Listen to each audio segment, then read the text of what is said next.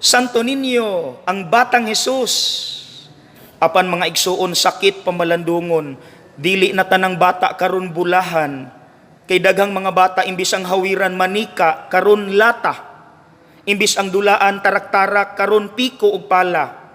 Nagkabata pagyud ang bulis, elementary na.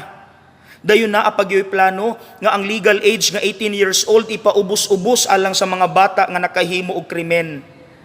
Tinuod sakit ilang nahimo, bata pa nakapatay na, naka-rape, sakit. Pero diri ko mo focus mga igsuon sa bottom line aning tanan. Nganong nahitabo ni? Pamilya mga igsuon. Yes, na ay influence ang silingan, barkada, classmates, pero ang ending ani pamilya gihapon ang dinalhan. Mga ginikanan, hinumdumi kanuna, you are the first catechists sa inyong mga anak.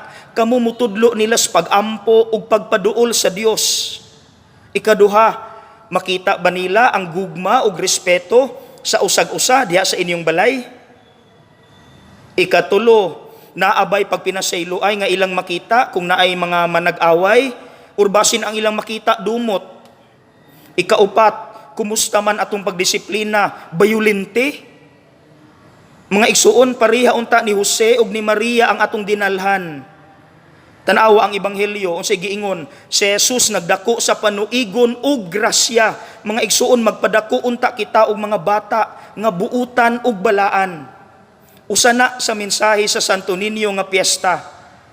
Palihog mga igsuon magtinabangay ta ani. Palihog kog share ani nga awareness. Okay?